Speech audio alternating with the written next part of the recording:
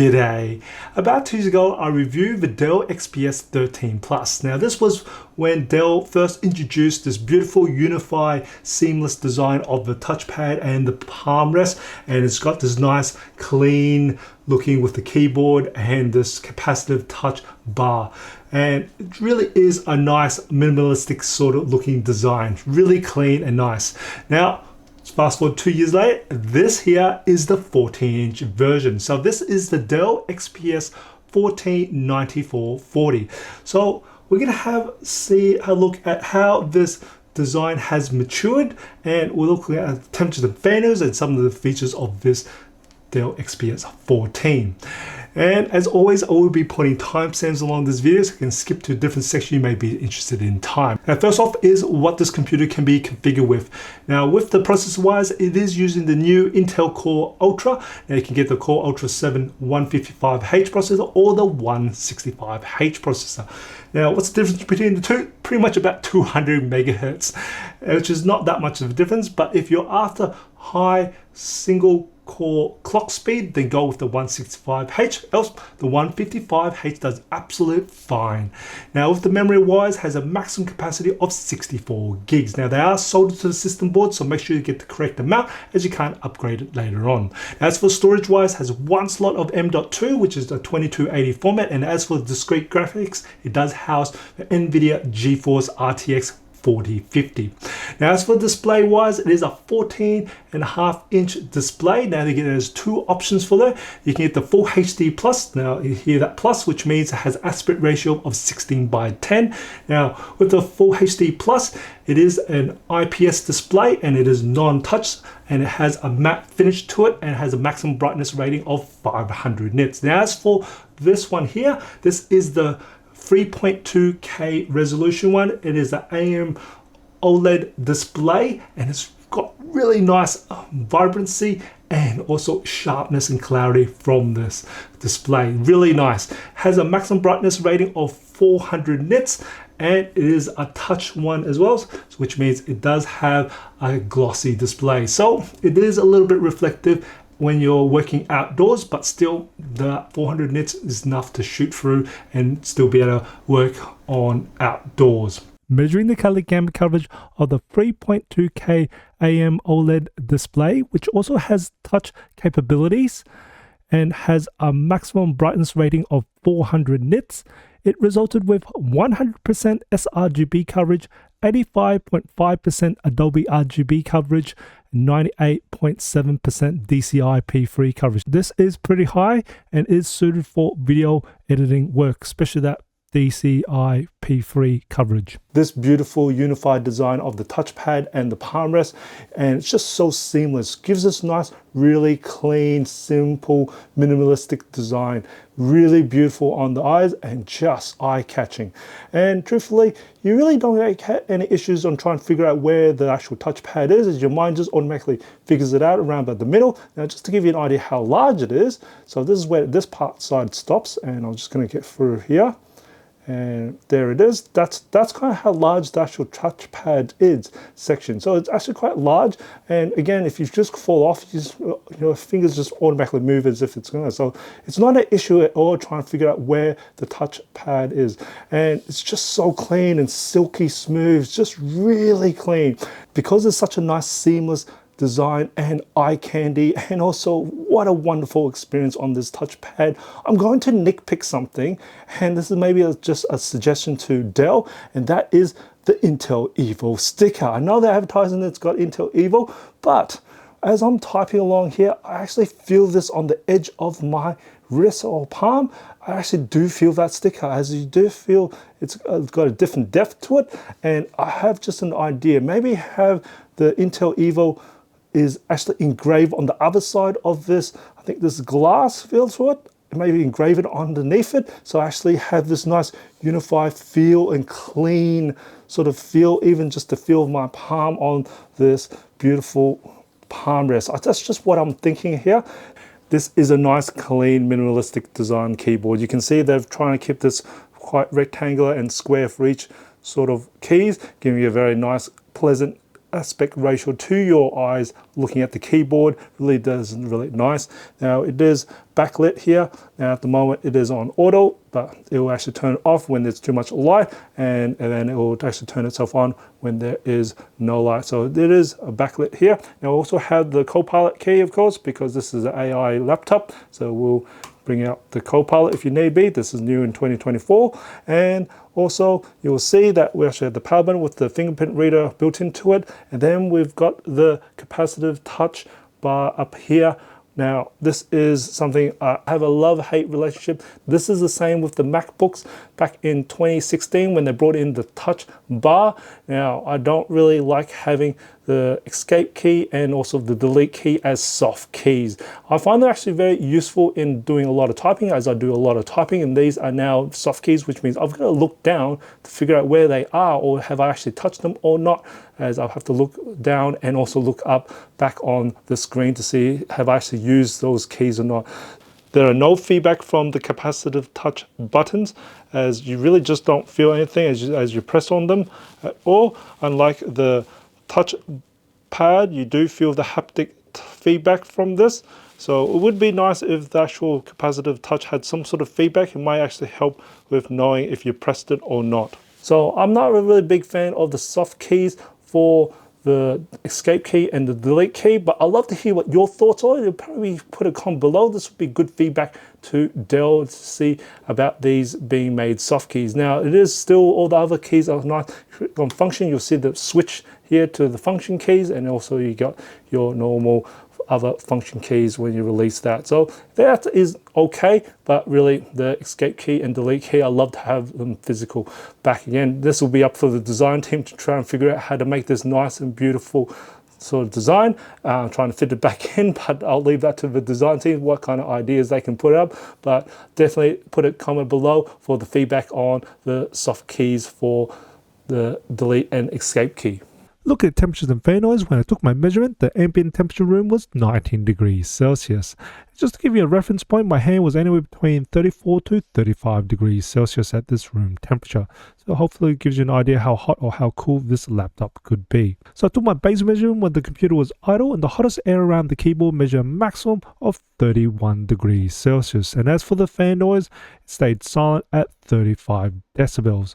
And the average internal core temperature was 41 degrees Celsius. Then I put 20% load on the computer. It's pretty much average use. That's tasks like office productivity work, surfing the web, streaming video, and the hottest air around the keyboard measured a maximum of 37 degrees Celsius.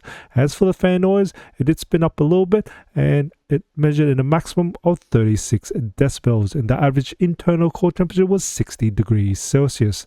Then I put 50% load on the computer, and the hottest air around the keyboard measured a maximum of 40 degrees Celsius. And as for the fan noise, hit a maximum of 41 decibels, and the average internal core temperature was 76 degrees Celsius. Then I'll put 100% load on the computer, and the hottest air around the keyboard measured a maximum of 41 degrees Celsius. And as for the fan noise, it spun all up to a maximum of 42 decibels, and the average internal core temperature was 78 degrees Celsius. While it had 100% load, a computer in ultra performance in the thermal management to allow the computer to run at its best performance, and the hottest air around the keyboard measured a maximum of 40 degrees Celsius. As for the fan, it spun all the way up to a maximum of 47 decibels, and the average internal core temperature was 90 degrees Celsius. I also measured the bottom back cover while I had 100% load, and the hottest air around the back cover measured a maximum of 38 degrees Celsius. So definitely don't advise putting this on your lap while it is running on load. I don't really advise most laptops to be sitting on your lap while it runs on 100% load. As this XPS 14 unit does have discrete graphics, this is quite respectable temperatures and fan noise. Look at the performance of the processor for long duration tasks. Now this XPS 14 9440 is configured with an Intel Core Ultra 7 155H processor, and it reports that this processor has a base clock speed of 1.4 gigahertz.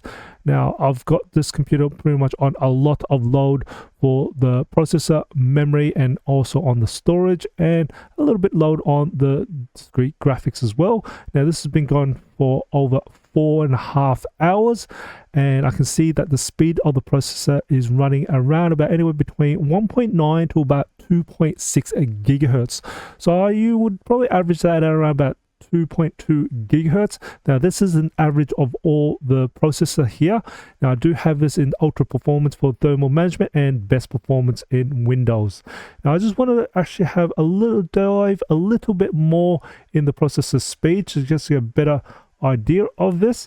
So just looking at when it's broken down to the different cores for the processor speed, you're looking at, for the E cores, you're looking at about 2 to about 2.1 gigahertz, whereas the performance cores, you're looking at anywhere between 2 to about 2.7 gigahertz. It does jump up there, you can see that, and these are also efficiency cores, which are mostly parked down here, so these are the last two.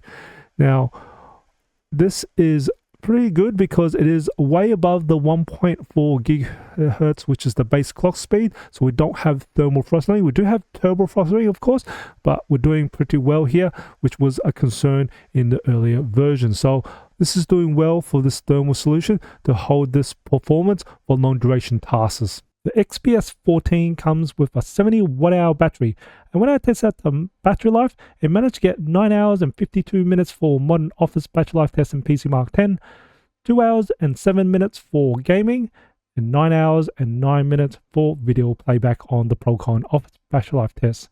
This is all from the 1080 webcam product and the XPS 1440. This is the really it's confusing for webcams like for the moment, I don't want to do this so go to the basic background.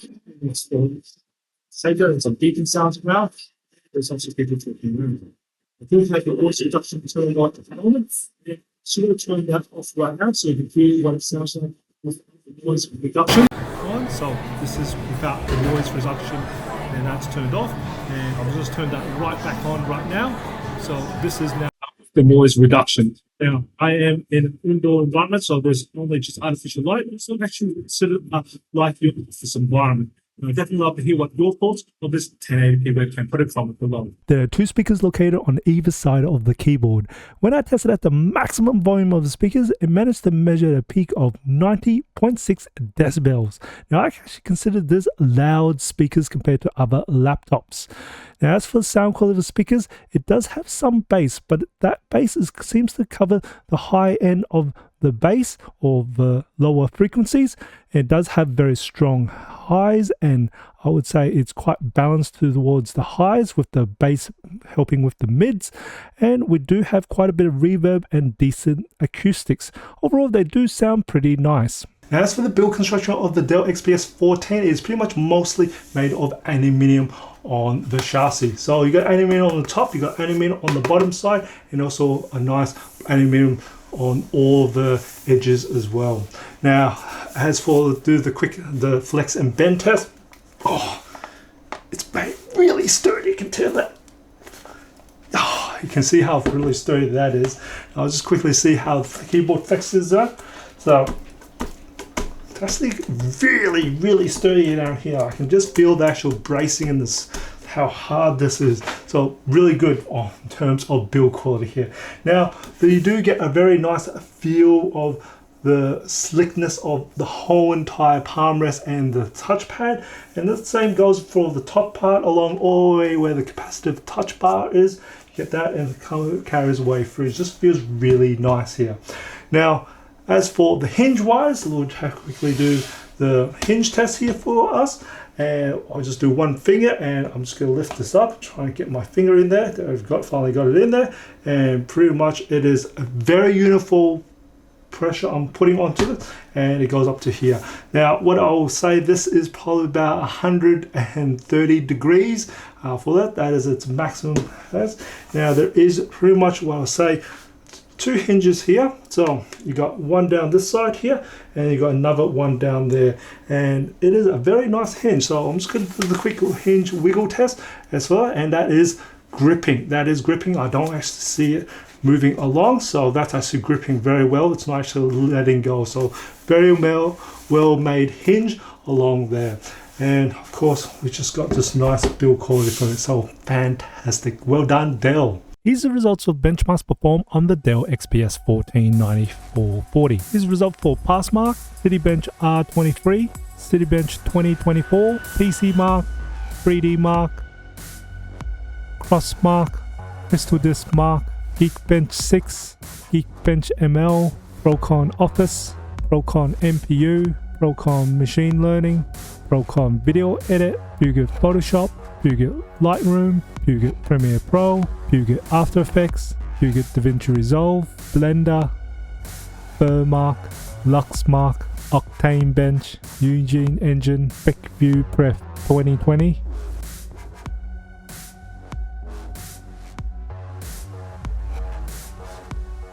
and some gaming benchmarks like Assassin's Creed Valhalla, Far Cry 6,